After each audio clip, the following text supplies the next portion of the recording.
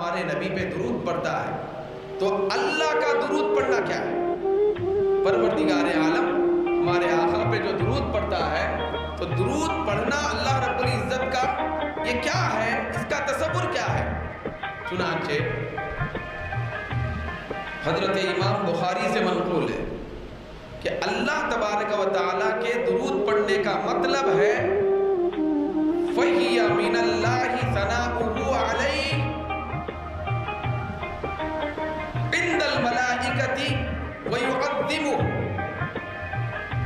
حضرت امام بخاری فرماتے ہیں کہ اللہ کے درود پڑھنے کا مطلب یہ ہے اللہ تبارک و تعالیٰ اپنے محبوب کی فرشتوں کے سامنے تعریف کرتا ہے۔ پروردگار عالم کا درود بڑا نرالا ہے۔ رب ذوالجلال خالق کائنات کا درود پڑھنا یہ ہے کہ وہ سارے فرشتوں کو اکٹھا کرتا ہے، سب کو جمع کرتا ہے، سب کو اپنے کاموں سے چھڑاتا ہے، سب کو اپنے معاملات سے چھڑاتا ہے، سب کو اپنی بارگاہ میں جمع کر کے پروردگار عالم فرشتوں کے سامنے اپنے محبوب کی تعریف و توصیف بیان کرتا ہے، وَيُعَظِّمُهُ، پھر اپنے محبوب کی عظمتیں بیان کرتا ہے۔ تو اللہ تعالیٰ فرشتوں کو جمع کر کے نبی آخر الزمان تاجدار مدینہ کی تعریف کرنا، پھر حضور کی عظمتیں خود خالق کائنات فرشتوں کے سامنے بیان کرنا، یہ مطلب ہے اللہ کے درود پڑھنے کا۔ بھائی اللہ درود پڑھنے کا مطلب یہ۔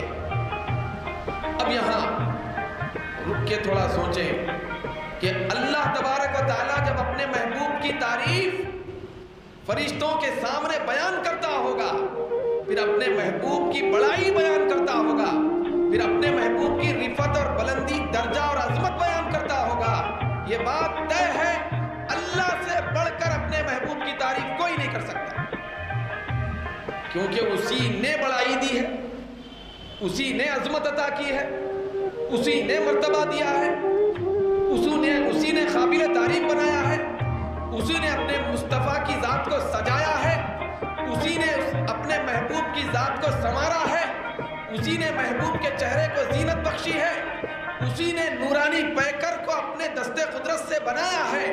اس سے بڑھ کے اپنے محبوب کی تعریف کرنے والا کوئی نہیں ہے۔ اللہ کا درود پڑھنا یہ ہے وہ فرشتوں کو جمع کر کے محبوب کی تعریف کرے۔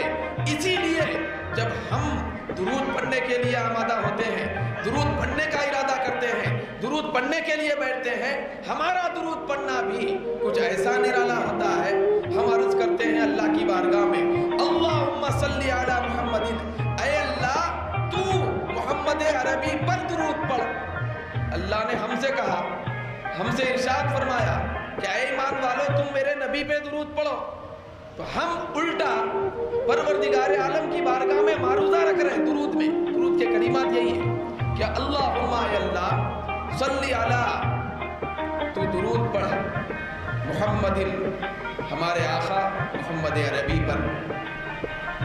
اللہ نے ہم سے کہا کہ تم درود پڑھو، ہم پلٹ کے عرض کر رہے ہیں اے اللہ تو درود پڑھ۔ مطلب یہ درود کا جو طریقہ حدیث میں آیا ہے، ہم یہ عرض کریں اللہ کی بارگاہ میں اے اللہ تو درود پڑھ، یہی ہمارا درود ہے۔ کوئی اللہ کا درود یہ ہے فرشتوں کے سامنے رب ذوالجلال محبوب کی تعریف کرے۔ ہمارا درود یہ ہے ہم اللہ کی بارگاہ میں یہ عرض کریں پلٹ کر اے اللہ تو اپنے محبوب پر درود پڑھ۔ یہ ہماری گزارش یا اللہ کی بارگاہ میں جو ہو رہی ہے یہی ہمارا درود ہے۔ کیا مطلب ہے؟ مطلب یہ ہے اللہ سے بڑھ کر اپنے محبوب کی تعریف کوئی نہیں کر سکتا۔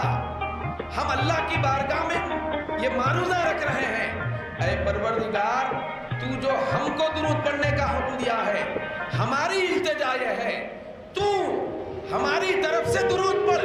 مطلب یہ ہے ہم کما حقہ تیرے محبوب کی تعریف ویسی نہیں کر سکتے جو تو بیان کرتا ہے۔ اے اللہ تو تعریف پہ تعریف بیان کرنا، یہی ہمارا درود ٹھہر جائے، یہ ہمارا درود بن جائے۔ ہم تو اپنے طور پہ بڑے عاجز ہیں، بڑے بے بس ہیں، بڑے کمزور ہیں،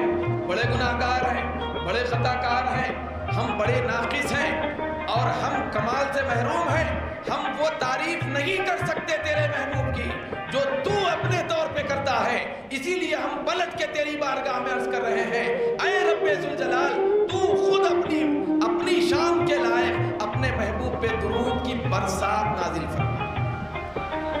یہ پلٹ کے عرض کر رہے ہیں، یہی ہمارا درود ہو جاتا ہے، یہی ہمارے درود کے کلمات ہیں۔ تو اللہ تبارک و تعالی جب اپنے محبوب پر